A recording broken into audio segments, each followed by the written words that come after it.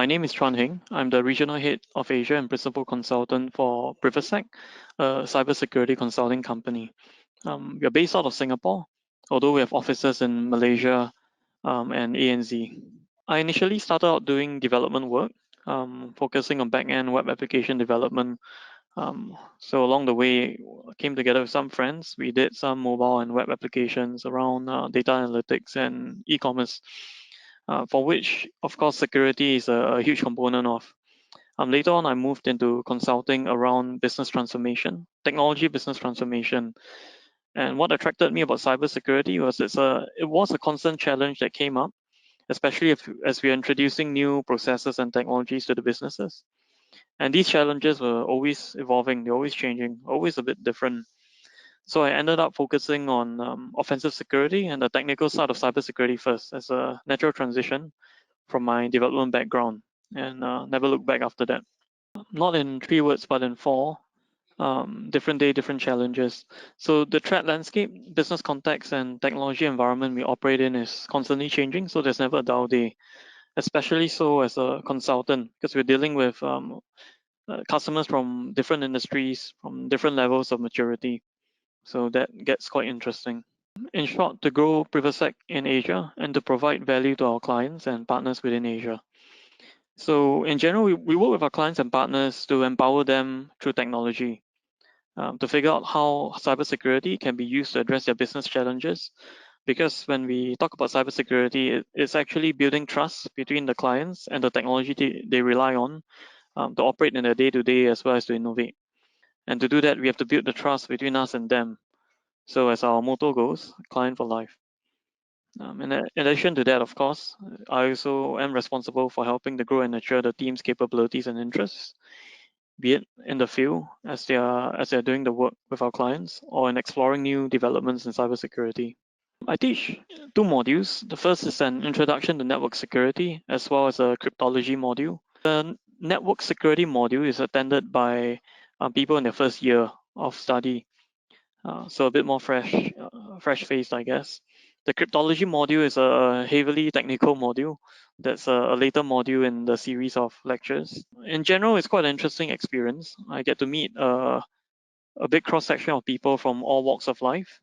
So these are both fresh starters to the workforce, as well as people who are already working but looking for mid-career change. So you really see your types. I think anyone from we even have anyone from who are security guards, the police force, the people from the IT sector, of course, or even HR admin personnel who are looking to go into cybersecurity.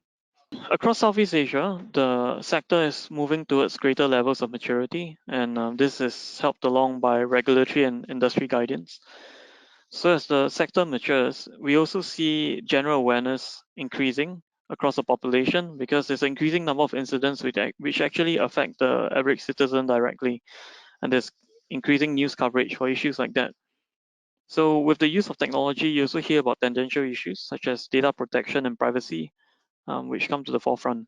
So I think till today, the true impact of cybersecurity being an essential part of technology, empowering the business, has not really been accepted, but it's starting to get recognized. So it's still not given the right level of priority, but this will change over time. So you hear concepts like assume breach and zero trust becoming generally accepted, even outside of the cyber industry. The other thing to think about is as the region's update of technology continues to accelerate, for example, smartphone penetration rates in some of our neighboring countries, the sector will continue to grow to support sustainable technology initiatives.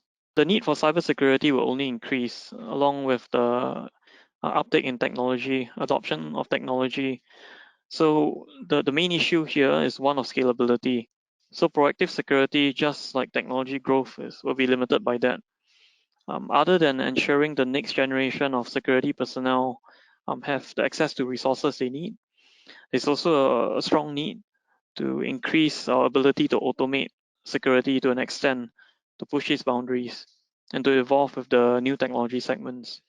For any technology-based industry, of course, you need to be willing to keep learning. For cybersecurity in particular, I would say beyond technical skills, there's always a need to educate others around you about cybersecurity. If not, you probably won't be very successful in convincing others about what they need to do. So as we like to say, you don't know what you don't know. So when it comes to cybersecurity, every cybersecurity professional would also have to be an advocate. In addition to that, because most of the environments where security is being introduced, where the function is new or less mature compared to other areas of the organization, there's a constant balance between different stakeholder needs. And you have to push the view of security not just as a support function, but one that enables technology and indirectly enabling innovation. But in general, just take it one step at a time and ensure you have the technology basis or technical basis to do your work, and make sure you know how to communicate that well. The thing about cybersecurity is that there are numerous guides and certifications out there, some of which you can use as personal milestones. The community in general is also quite helpful, as with the general tech community. A lot of active discussions happening. There are also a lot of local resources and communities out there. In Singapore, we have Division Zero. There are some government or education institute affiliated ones. CREST is also one of them. But in general, those with a technology governance or risk management background might find the transition a bit easier. Exploring the whole breadth of cybersecurity would be daunting, but there are very clear depth areas you can dip your toes in as a start, across people, process, and technology, across products, services, even across assurance testing, strategy implementation, technical implementation. So if you look at what we see in Hollywood and on TV, there are some more attractive areas of cybersecurity around penetration testing, incident response, SOC operations, around bug bounty hunting, looking for CVEs. So I would say there's no shortage of resources out there if you start looking. Those will point you in the right direction.